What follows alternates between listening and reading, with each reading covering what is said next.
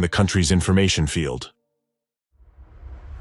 Another marker that may indicate the preparation site for future crime is the uneven dissemination of information about new cases of school shootings. When a high-profile armed attack occurs at an educational institution with a large number of casualties, it naturally resonates widely in society, and the news wave covers the entire country. Initially, the information erupts like a wildfire, but over time, its intensity diminishes. However, if representatives of anti-cultism have already planned a similar attack in a specific region, the informational echo of this event will resonate longer and louder here than in other regions of the country.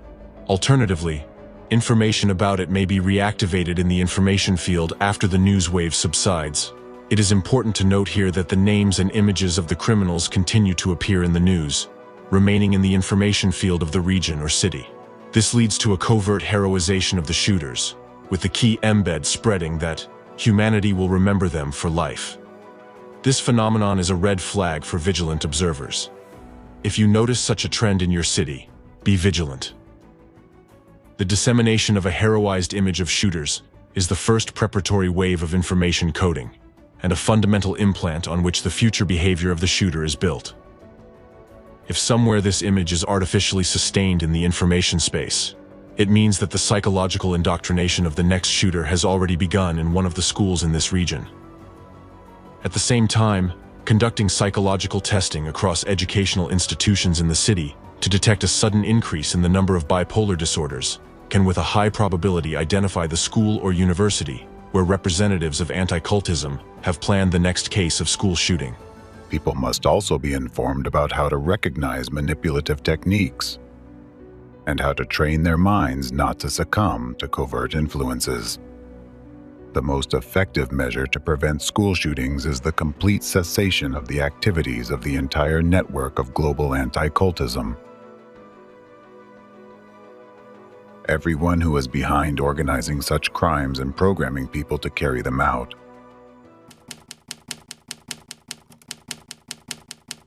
School shooting is a controlled process. The fact that seemingly uncontrolled school shootings are actually a controlled process is evidenced by statistics and chronology of their spread. To gain a more detailed understanding of this trend, let's analyze the incidence and growth of the number of such crimes in various countries where they have occurred. School shootings in Russia.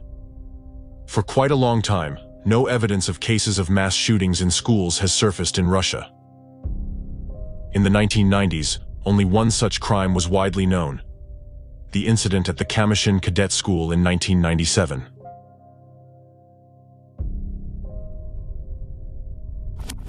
The first armed attack on an educational institution in Russia, which resulted in fatalities, is considered to be the shooting at Moscow School No. 263 in February 2014, and the first instance of a school shooting following the so-called Columbine scenario occurred in 2017 in Ivantevka.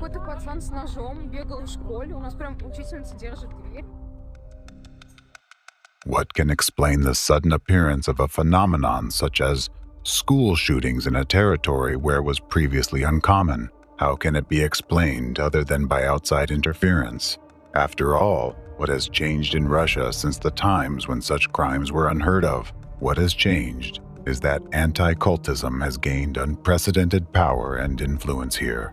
Today, Russian media deliberately spreads the narrative that the cause of mass school shootings in Russia is the influence of similar incidents in the United States. To implant this idea in the masses, the same image of such a crime, Columbine, is most often used. In news reports about school shootings in Russia, you will frequently find a parallel drawn specifically with the Columbine case. What happened at the Moscow school is being called the American scenario by the Russian press. Incidents like this do indeed happen often in the U.S. School shootings are common in the U.S., but not in Russia. Shootings and hostage situations are indeed not uncommon in American schools. A student or former student with a rifle in hand, that's the typical anti-hero of local news. However, as I mentioned earlier, the first instance of such supposed imitation in Russia occurred in 2017, 18 years after the Columbine events.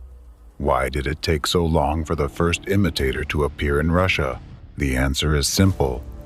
Because it's not just imitation. Someone allowed this precedent to happen in Russia and ensured it received widespread publicity. Some Russian propaganda figures, authors, and proponents of the theory alleging the harmful influence of the USA on school shootings in Russia claim that these incidents are characterized by organized activity, supposedly initiated by the US. This argument is supported by a simple propaganda narrative. It is so because historically, the US has always been opposed to Russia on the geopolitical stage. Therefore, America is an enemy, and in this way, the enemy is attacking Russia. However, logically thinking, it is the United States itself that suffers much more from school shootings. Why? Why would they attack themselves? It would be more logical to assume that America suffers the most precisely because its adversaries subject it to massive and regular attacks. The truth is that both the American and Russian peoples are subjected to cynical and sophisticated attacks from their common enemy, global anti-cultism. By trying to divert attention and shift all the blame onto the allegedly bad example set by the United States, the hidden shadow force, who is the ideological mastermind of anti-cultism and terrorism, intended to create a visible image of an enemy, obscuring its own tracks behind mass shootings in both Russia and America, behind the Columbine tragedy and the phenomenon of school shootings as a whole. Today, the threat of school shootings in Russia has become a serious societal issue. At least 13 people are dead, including at least 7 children, after a shooting at a school in central Russia. In Russia, a gunman killed at least 15 people at a school today, 11 of them children. Close the door. Some shooting! I hope they'll shoot him. Hey, buddy, hang in there. Hold on a bit, okay? We'll tie it up quickly. Guys, it's a complete mess. I'm done. I'm in Perm State University. It's a complete mess here. The situation right now is people are being loaded into ambulances. There are the wounded everywhere. I wanted to get my child out, but the best thing for them now is to barricade. They're there. To explain how this phenomenon suddenly emerged and began to progress, one needs to trace the consequences these terrorist acts brought to the country. What was the political situation at the time of the attack? What changes did this event provoke in that situation? What laws were passed after each new high-profile case? And who ultimately benefited from this, implementing their selfish goals under the guise of a loud news break? Then it becomes evident that the reason for the emergence of school shootings in Russia is not spontaneous copycats. It is simply that the force behind anti-cultism has decided to use this tool of terror now on Russian soil as well. Another confirmation that school shootings are not accidental is the geography of these attacks. Notice that there are specific countries, like the United States, that regularly suffer from school shootings. Then, there are countries where this phenomenon is gaining momentum, like Russia. And there are countries where only isolated incidents have occurred without subsequent recurrences, such as Canada or some European countries. Breaking news out of Canada, Canadian Prime Minister Justin Trudeau says 5 people have been killed, 2 more are in critical condition after a school shooting. A 14-year-old boy has shot dead 8 children at a school in Serbia.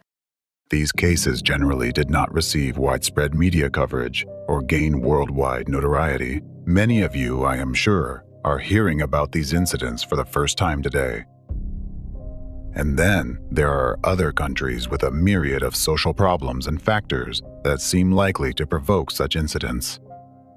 Yet, they have never experienced a single school shooting. It's as if some invisible force is protecting them from this. Suppose the cause of school shootings is presumably the uncontrolled imitation of shooters by teenagers. Why does this principle not apply in these countries?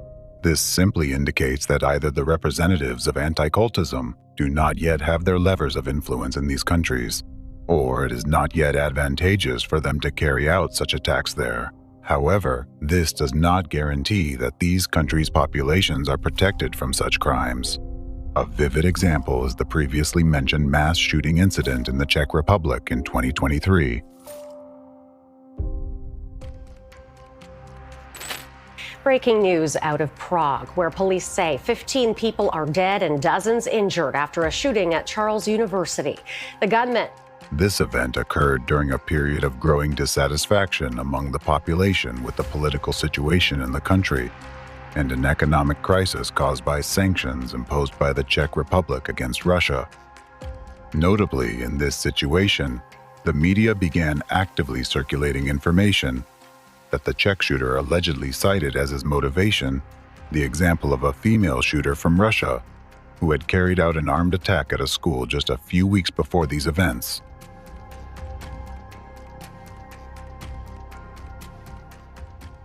Such a confluence of circumstances suggests that the attack in the Czech Republic was not coincidentally carried out at this particular time, nor was the reference to Russia as the inspiration for the crime accidental.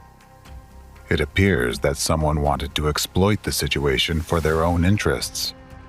If we examine each such attack closely, we can see that these events always correlate with the political situation in the victim country. For example, they often coincide with upcoming elections, important international negotiations, escalating political tensions within the country, growing public dissatisfaction with the government, and so on. Such events often become significant and high-profile news stories that overshadow other news.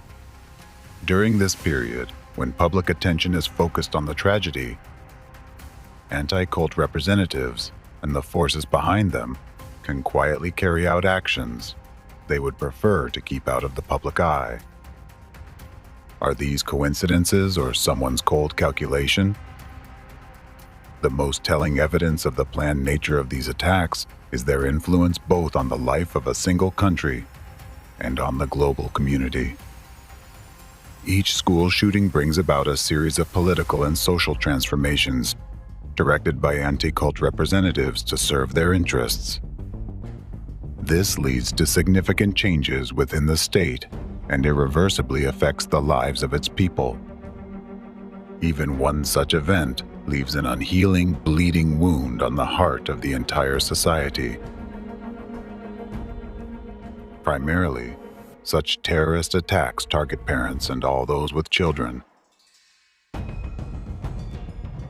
After all, a terror attack where one child kills other children causes immense shock and upheaval in society.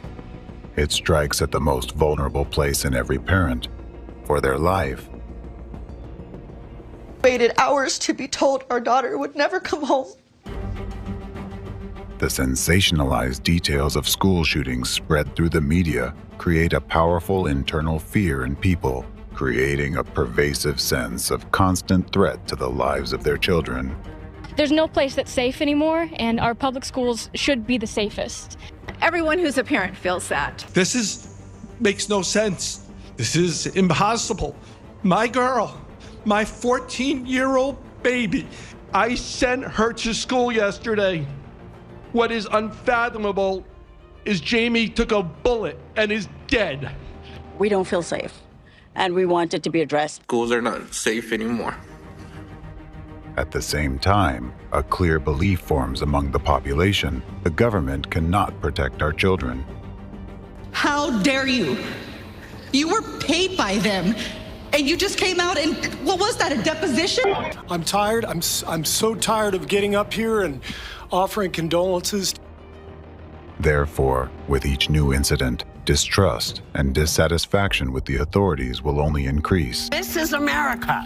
We were supposed to be able to do things and be the people we wanted to be, and now we are in a crazy place. Since we survived a mass shooting in July, I have met with over 130 lawmakers. How is this still happening? How are our children still dying, and why are we failing them? How do we allow a gunman to come into our children's school? How do they get through security? What security is there? There's no metal detectors. The gunman, a crazy person, just walks right into the school, knocks down the window of my child's door, and starts shooting her. In the eyes of frightened parents, the authorities are guilty of failing to ensure their children's safety. They are guilty of allowing their children to live in a state that is rotting from within, where their child could become a victim at any moment or even turn into a perpetrator. This subconscious understanding causes feelings of apathy, hopelessness, and hatred towards the current authorities, skillfully inflamed by anti-cult representatives. This doesn't happen in other countries. It happens in the United States of America.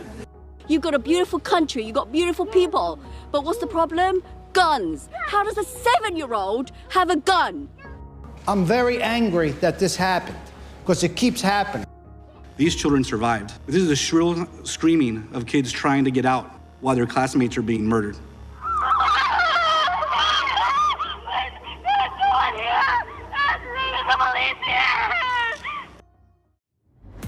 The phenomenon is that people are artificially instilled with hatred towards any authority in general. Conditions are created that show people that no matter who they elect or place in power, nothing changes.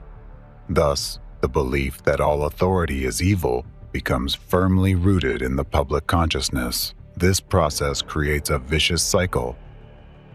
Artificially induced and maintained fear drives part of the population to demand stricter measures and tougher laws from the authorities. However, these initially well-intentioned initiatives that were supposed to prevent new crimes are subsequently used by anti-cult representatives and their accomplices within state structures against the people themselves. This results in greater subjugation of the populace, increased control over citizens' lives, and the suppression of free speech. Thus, people are gradually stripped of their last rights and freedoms. As a consequence, a previously democratic country moves closer to a totalitarian regime. But at the same time, while one part of the population, driven by fear, advocates for stricter measures, another part, driven by hatred towards the authorities, believes that such authoritarian methods will lead to even greater restrictions on their freedoms and violations of their rights.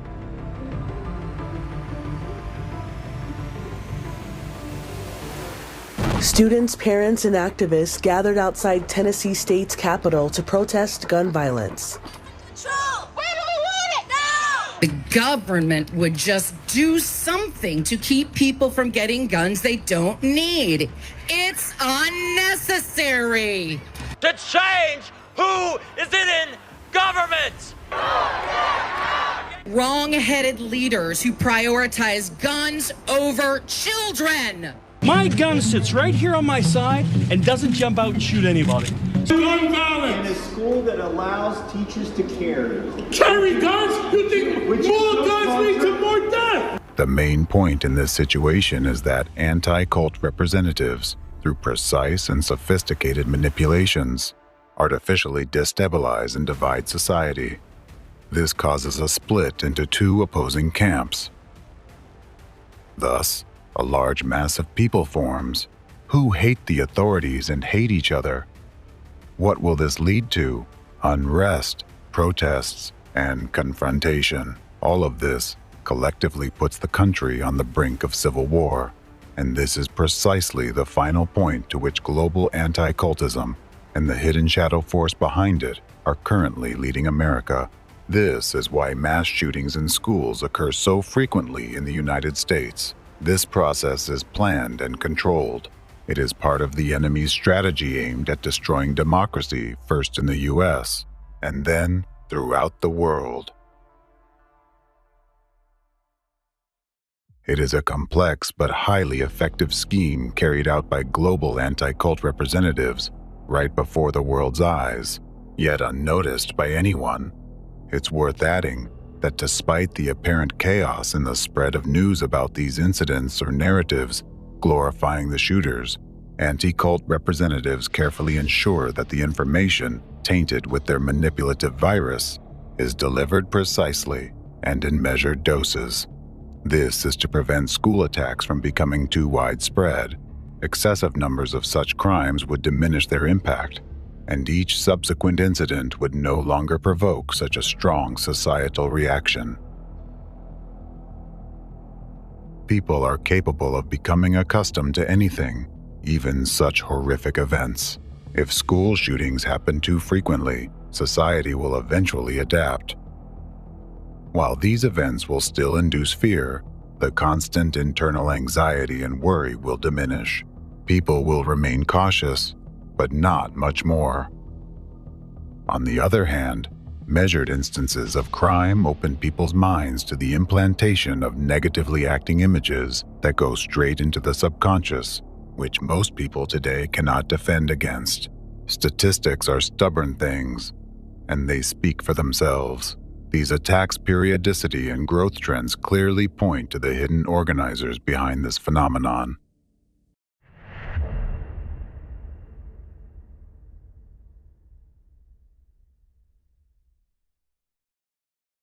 The situation in the U.S. is particularly alarming, with a rapid increase in school shootings carrying a hidden warning sign. Initially, anti-cult representatives provoked isolated incidents of school shootings, which had a massive impact not only on America, but on the entire world. School shooting, school shooting, school shooting, high school shooting, school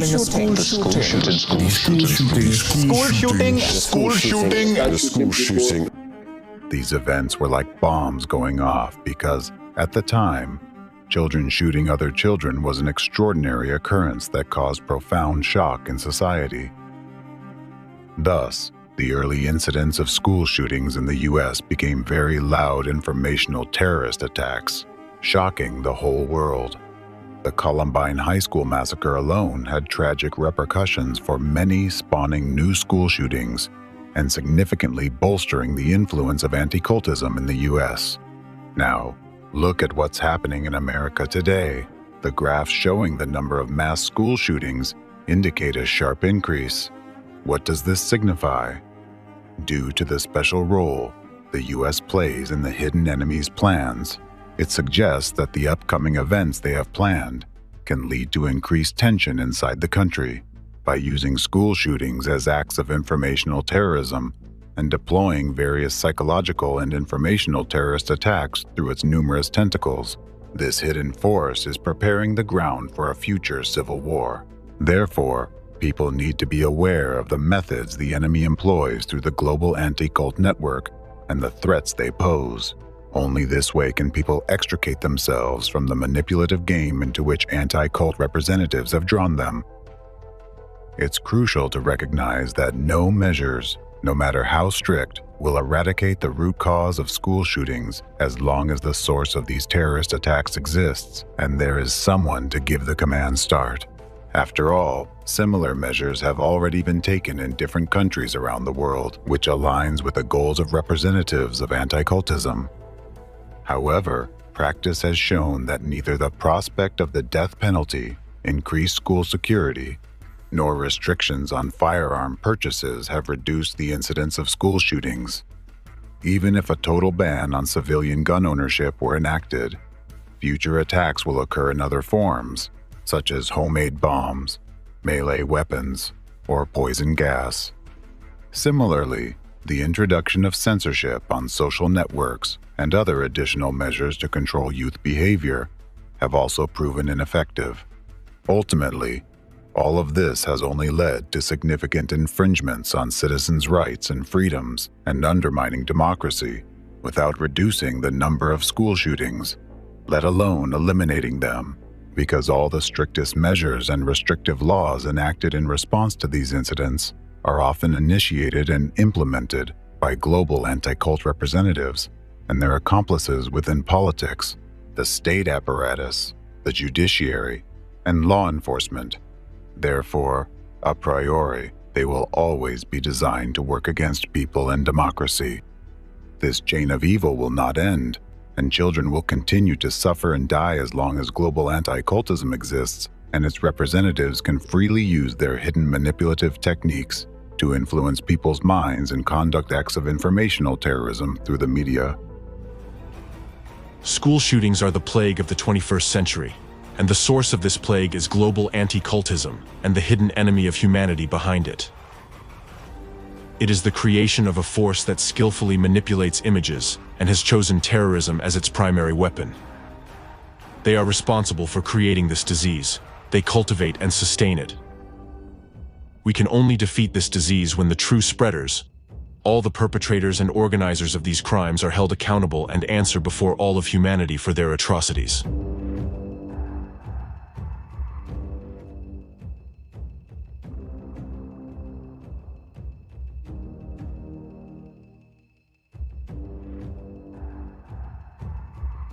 If anyone still doubts that representatives of anti-cultism are behind mass school shootings, let me give you a specific example. The details of the events I am about to discuss directly point to the original culprits of the Columbine High School massacre and the ideological architects of the phenomenon of school shootings as a whole. Waco case. As previously mentioned, one of the bloody episodes in the chain of the terrorist acts that caused mass shooting at the Columbine High School was the Waco siege.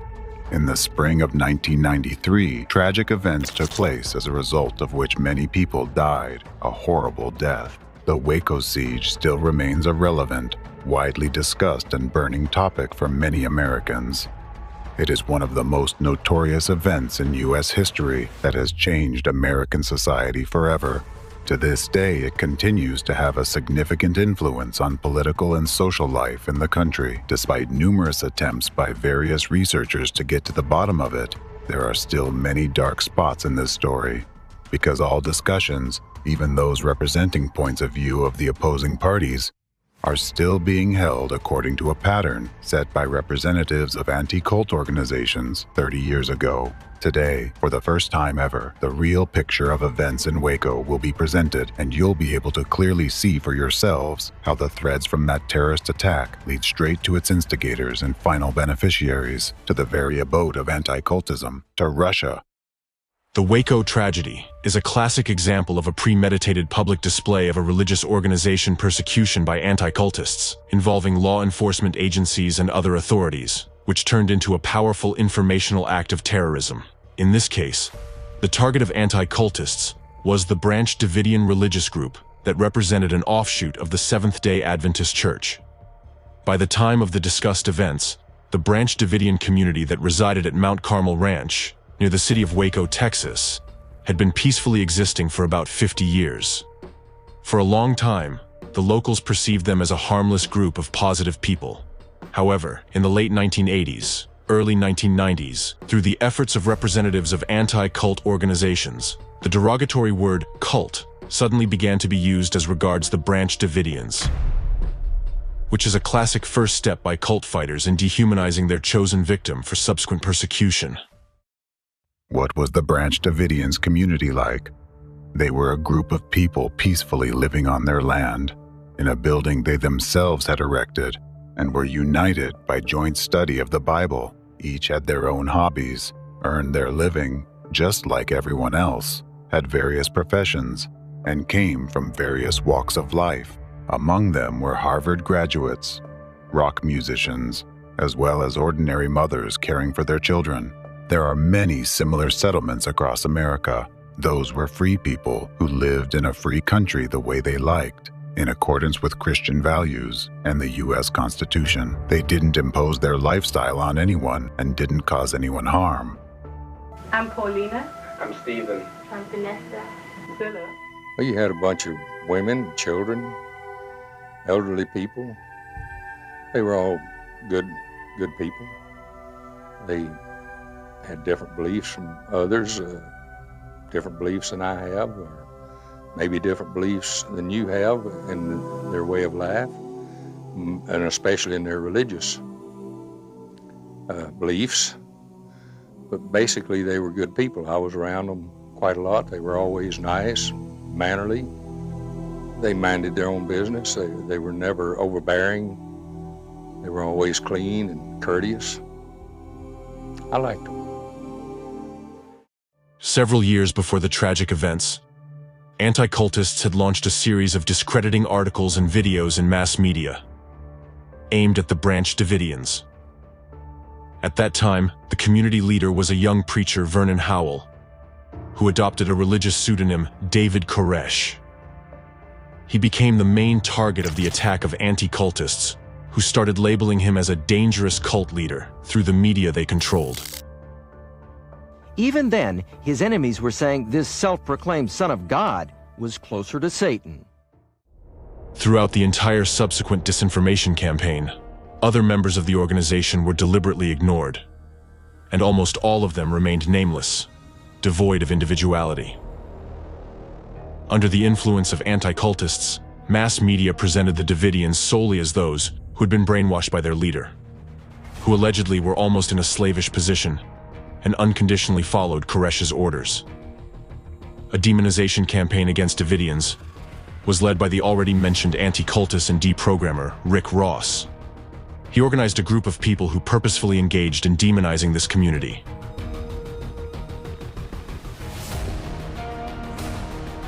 His group included some anti-cultists from the CAN network, former members of the Branch Davidians they recruited, relatives of those former members, as well as news reporters from a number of periodicals and presenters of popular TV programs. Let's recall that by the early 90s, CAN was the leading anti-cult organization in the USA, while Rick Ross was one of the most active deprogrammers in CAN. Also, a big role in discrediting the Davidians was played by their former member Mark Bro, who had left the community after a conflict with Koresh. Bro had obvious motives for a personal revenge. Starting from 1991, he gave a series of interviews where he unprovenly claimed, among other things, that Koresh abused children, and moreover, that he could even kill them using them as human victims. Bro also claimed that Koresh allegedly applied mind manipulation techniques to control members of his group and could order them to commit mass suicide. Later on, the anti-cult gang persistently tried to spread this narrative, sending a warning to their accomplices in mass media and the US authorities under the guise of anonymous informants that the Davidians were allegedly planning to commit mass suicide. In their messages, anti-cultists asserted that Mount Carmel would become another Johnstown if measures weren't taken.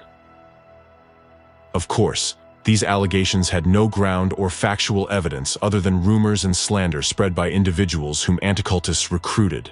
The purpose of this campaign was to draw the attention of law enforcement agencies to the activities of the Branch Davidian community, and in order to do that, anti-cultists even resorted to outright lies. Techniques that were used against Branch Davidians, such as stigmatization, dehumanization, and guilt by association, are classical methods in the strategy of anti-cultists, aimed at persecuting a target group in order to carry out an informational act of terrorism. The anti-cultists were actually the first to launch the narrative about a possible mass suicide of Davidians, and this very narrative played a decisive role in subsequent interpretation of the Waco tragedy outcome. The events of 1993 began when the leader of the Branch Davidians, David Koresh, and other organization members were suspected of violating firearms laws.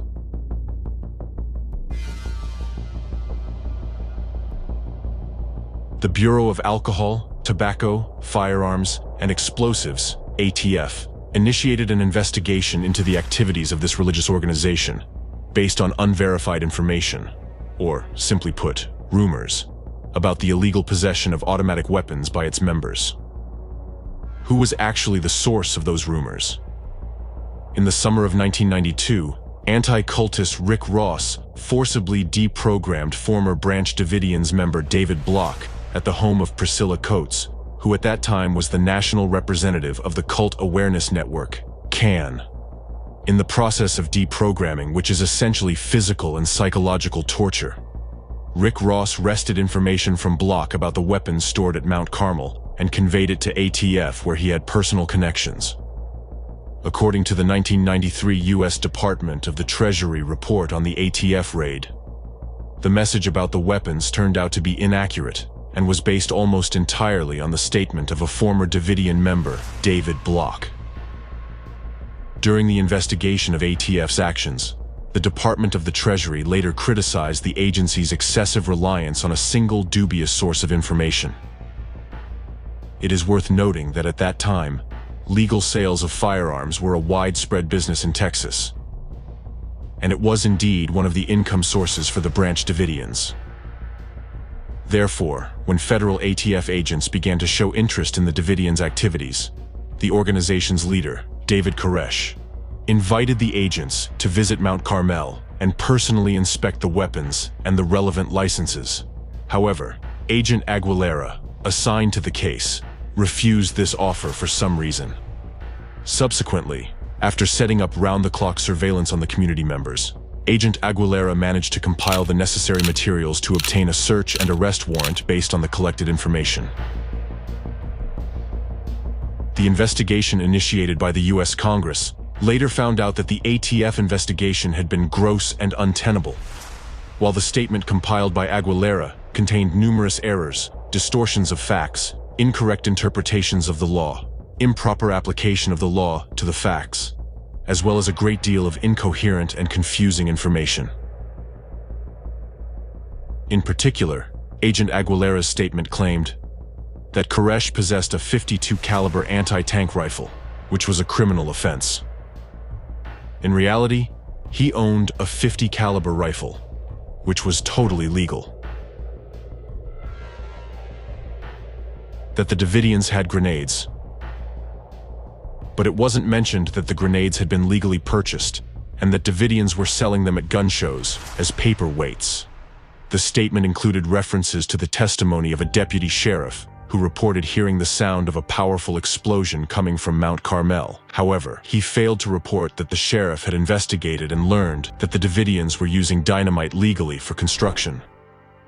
The source of exaggerated claims about illegal weapons, paramilitary training at Mount Carmel, 24-hour observation posts, commands to shoot any suspicious persons on sight, and alleged plans to wage war against the U.S. government was the previously mentioned former Davidian, Mark Bro, who had abandoned the community due to disagreements with Koresh. At the same time, the statement against the Davidians did not mention that this former member was blind. Yet it claimed he had been personally involved in physical training and firing practices conducted by Koresh, and had supposedly served as a guard armed with combat weapons. Thus, ATF agent Aguilera initially maintained the case against Davidians based solely on the testimony of anti-cultists and their accomplices. Based on these falsified materials, a search warrant for the Mount Carmel Ranch, where the Davidian community resided, was issued on February 25, 1993. Role of mass media in the Waco tragedy. Simultaneously with preparing the ATF operation, anti-cultists launched an active campaign to discredit the Branch Davidians in mass media. Later on, a number of researchers noted the key role the media played in the tragic turn of the Waco events. It was actually accomplices of the anti-cult movement among the media who became the main broadcasters of the anti-cultists' dark rhetoric. Through their efforts, combined with the manipulative tactics of anti-cultists, an image of members of a dangerous and sinister cult was created out of innocent, law-abiding American citizens, members of the Branch Davidians. Consequently, it was through the prism of the unreliable and defamatory information presented by the media that society, law enforcement agencies, and government officials viewed the Davidians. A significant contribution thereto was made by a local newspaper, the Waco Tribune-Herald, which actively broadcasted baseless accusations initiated by the anti-cultists. At the time of the discussed events, almost simultaneously with the start of the law enforcement operation against the Davidians, the Waco Tribune-Herald released a series of articles titled "The Sinful Messiah." The first article was published on February 27, 1993, the day before the ATF raid. Reports by the article author, Mark England, heavily relied on the testimony of Bro, deprogrammer Rick Ross, and other key figures involved in the demonization campaign against the Davidians. At the same time, the author did not seek opinion from competent researchers specializing in studying such religious organizations. And even more so, the perspective of the Davidians and their leader was not represented either. Interestingly enough, until a certain point, reporters from the Waco Tribune-Herald covered information about the Branch Davidians neutrally, without using the offensive label of a cult. However, their rhetoric changed dramatically after the intervention of anti-cultists. England, the author of the Sinful Messiah series, began actively promoting anti-cult narratives portraying the 33-year-old Koresh as a fanatical cult leader who used mind control techniques on his followers. Mark England also accused him of polygamy and child abuse, and claimed that the leader of the Davidians engaged in sexual relations with underage female members. There was really no evidence of child abuse. It was only allegations. And again, I say today that we have not ever found any proof of any child abuse out there. At that time, no confirmed evidence supported such claims. The situation was quite the opposite. In fact, back in 1992, the Texas Child Protective Services, CPS, received an anonymous report alleging child abuse at Mount Carmel. Following the anonymous message, CPS staff visited Mount Carmel 3 times. They conducted physical examinations of 12 Davidian children, and the investigation found no signs of abuse or injury. Due to the lack of evidence supporting the child abuse allegations, CPS officials closed the investigation regarding Koresh. However, that didn't prevent ATF investigator David Aguilera from including child abuse accusations in his affidavit for a search and arrest warrant for Koresh. Aguilera, in turn, had received this information from Mark Breaux. Later on, despite the fact that suspicions of child abuse by Koresh were not confirmed, they were still actively promoted in mass media controlled by the anti-cultists, which significantly influenced the decisions made by the operation commanders and representatives of the authorities. For some reason, even though there was no evidence, mass media and law enforcement officials treated accusations made by the anti-cultists and disseminated by their associates as irrefutable facts. The greatest influence on the law enforcement officers who prepared the Mount Carmel raid was exerted by anti-cultist and deprogrammer Rick Ross. In fact, Nancy Ammerman's report to the Departments of Justice and Treasury regarding the actions of federal law enforcement agencies in Waco stated that Rick Ross was, in fact, closely involved with both the ATF and the FBI, and that it was he who provided them and the Waco Tribune with misleading information about the Branch Davidians. Thus, both the search warrant and the ATF raid plan relied heavily on information provided by anti-cultists and their accomplices, rather than on factual materials. Starting from December 1992, 10 weeks before the federal raid against the Davidians, ATF and other federal agents increasingly turned to Mark Breaux and Rick Ross for information and consultations. Specifically, Breaux characterized the Davidians to federal agents as terrorists. He claimed that they were no ordinary group of criminals, but allegedly religious fanatics who wouldn't hesitate to suicide for their leader. Breaux and Ross kept supporting the statement that mass suicide was possible, as did Waco Tribune-Herald reporters. Anti-cultists and their associates demonized Koresh and the Davidians to such an extent that at the time the ATF operation began, the authorities, operation leaders, and federal agents perceived the Branch Davidians community as an apocalyptic cult in an armed camp, preparing for the final battle of Armageddon against the forces of government, which supposedly embodied satanic Babylon. They envisioned Koresh as a leader of a paramilitary terrorist group that was stockpiling weapons to start a war against the federal government. Representatives of federal authorities were convinced that the Davidians were not going to cooperate during the investigation, that they hated the federal government, were controlled by their fanatical sect leader, and would start a holy war at the very first encounter. Precisely the manipulative actions of the anti-cultists explain why the ATF agents did not consider a non-violent way of resolving the situation. That explains why the agents refused Koresh's invitation to come in person and check the weapons and gun licenses, and why they ignored the opportunity to arrest Koresh outside Mount Carmel while conducting covert surveillance, and instead chose to employ the tactic of dynamic assault on the building where the Davidians resided. That's because in their consciousness, a distorted picture of reality had already been formed and imposed on them by the anti-cultists through manipulative techniques.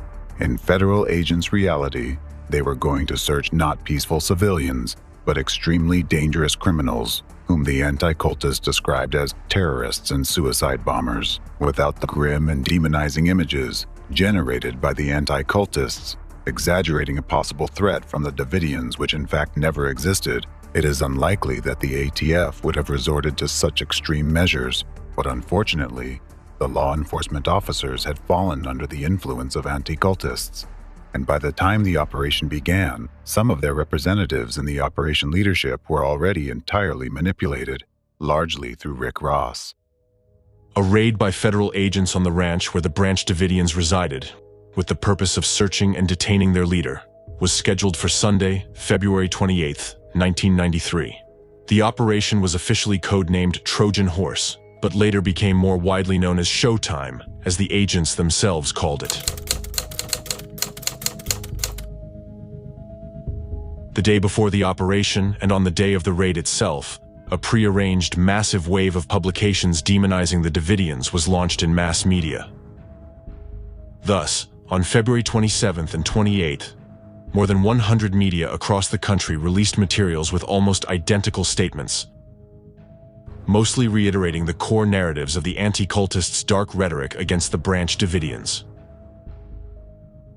All of the media outlets communicated the same groundless accusations by Rick Ross and Mark Bro against the Davidians, posted in the local Waco Tribune-Herald newspaper. During the raid on the ranch, a shootout began, resulting in the deaths of 10 people, including 6 Davidians and 4 ATF agents. David Koresh got wounded. After the federal agents' deaths, the operation came entirely under FBI control, and the case against the Davidians was reclassified as a conspiracy to murder. And in actuality, the Branch Davidians reacted the way any American would react when his home was broken into by armed terrorists. They first called the police. They dialed 911. 911, what's your emergency? There are men, 75 men around our building. Okay, just a moment. In the tape recordings of these conversations, we can hear the fear and distress of Wayne Martin as he says, "Yeah, tell them there are children and women in here and to call it off."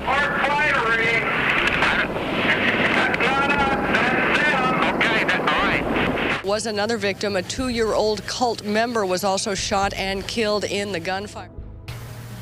And imagine you just finished breakfast and some guy dressed in a black outfit comes with a gun and shoots that member of your family. How is that going to start your day off? What kind of reaction are you as a person going to give to that person trying to come through your door? The FBI siege of the estate began and lasted 51 days. A massive number of reporters were present on the scene, and everything was broadcast live. Soon, the standoff in Waco became international news, with the whole world watching the events in Texas. Here's how the events in Waco were described by some journalists present at the scene. The FBI assembled what was likely the largest military force ever gathered against civilians in American history. 10 Bradley armored vehicles, 2 Abrams tanks, 4 combat engineering vehicles, 668 agents, plus 6 U.S. Customs officers, 15 U.S. Army personnel, 13 Texas National Guard members, 31 Texas Rangers, 131 officers from the Texas Department of Public Safety, 17 from the McLennan County Sheriff's Office, and 18 Waco police officers. In total, 899 people participated in the operation. In Waco, Texas, standoff between law officers and occult members of a religious compound. Called or known as the Branch Davidians. A heavily armed religious cult near Waco. 3 helicopters, 150 law enforcement officers, some of them from the Houston area. Dr. Ken Etheridge, he said that he had never seen anything with this magnitude or severity. He said it was like a war zone.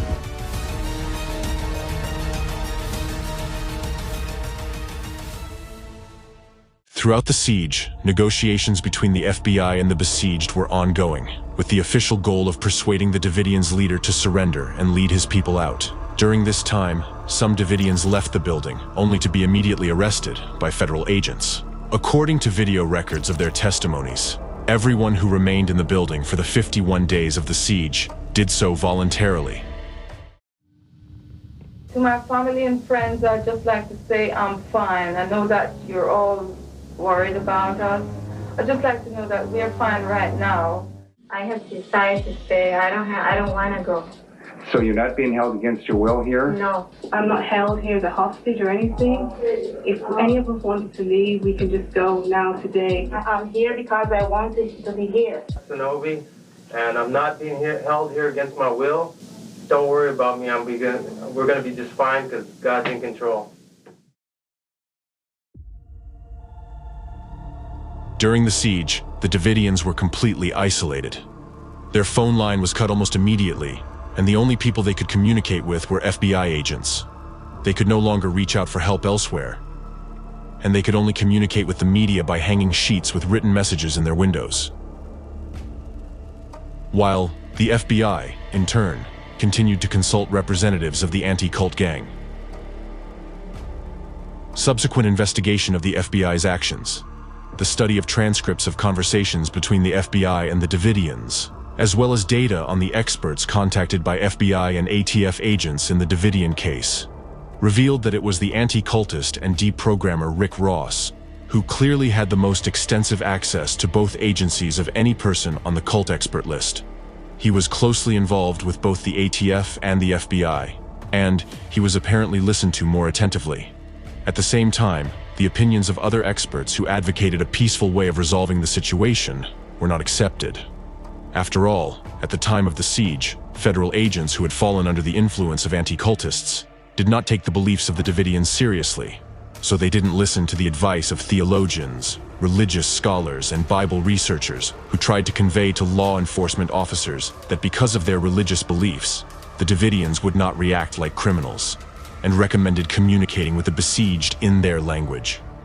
A number of experts appealed to the FBI not to use forceful tactics against the Davidians because this could ultimately lead to fatalities.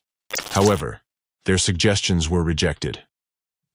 He has no known credentials to support his claim as an expert, yet the FBI allowed him to advise on the course of negotiations while ignoring advice from numerous theologians and genuine psychological counselors. In parallel with Rick Ross's direct influence on the law enforcement operation, other representatives of the anti-cult group carried out destructive media activities. They appeared as cult experts on various TV channels and intentionally promoted a demonized image of the Davidians in public opinion.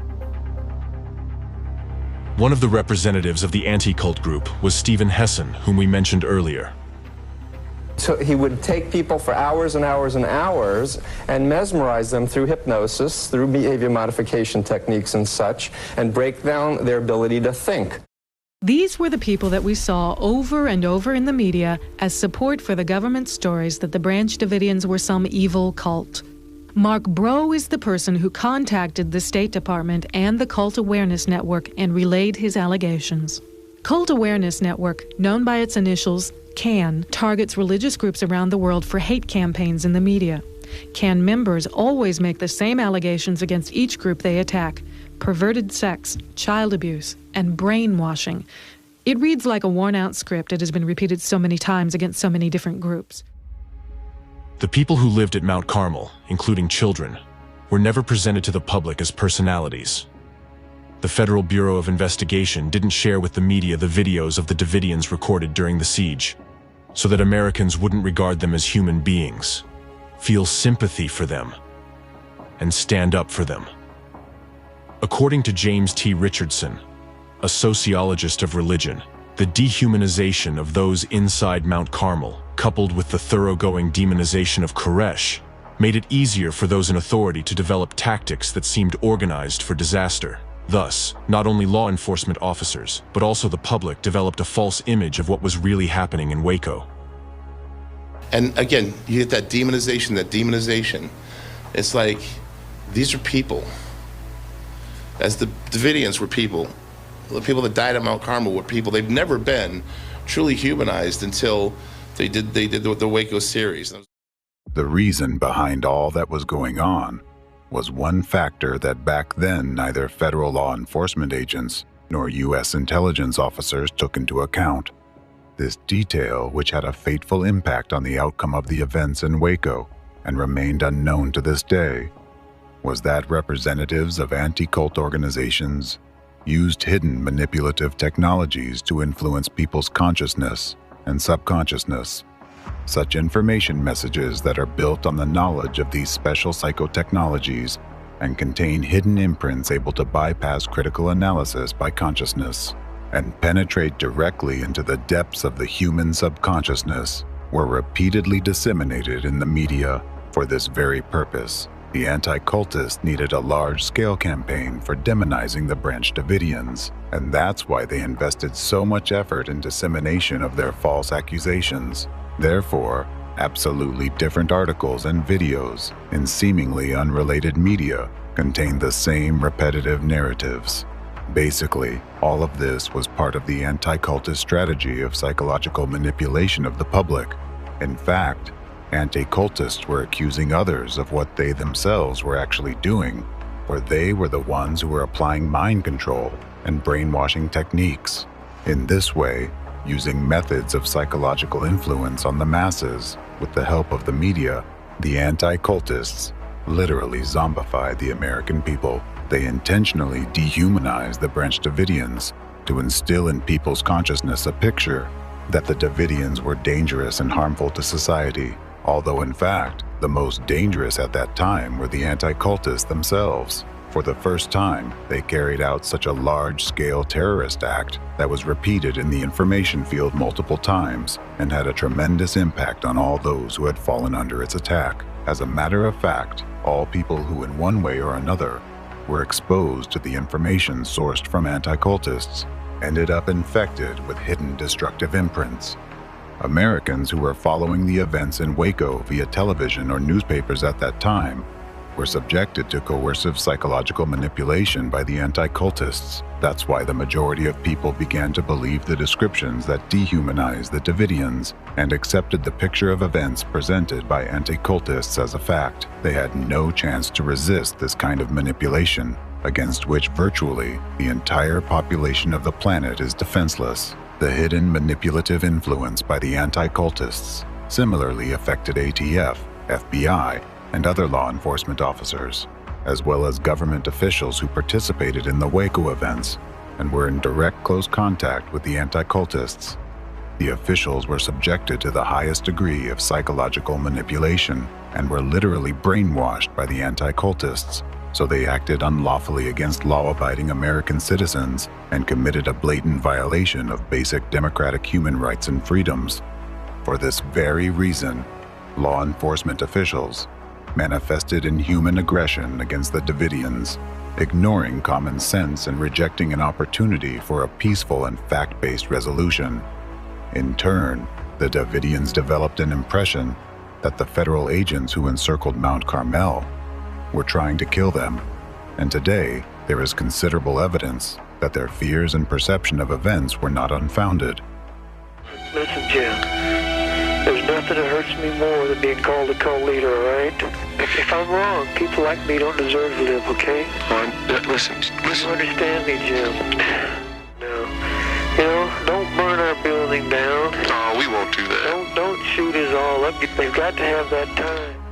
The strange behavior of law enforcement officers and their excessive belligerence towards peaceful citizens who showed no resistance was noticed by experts who hadn't been zombified by anti-cultists and arrived on the scene as consultants.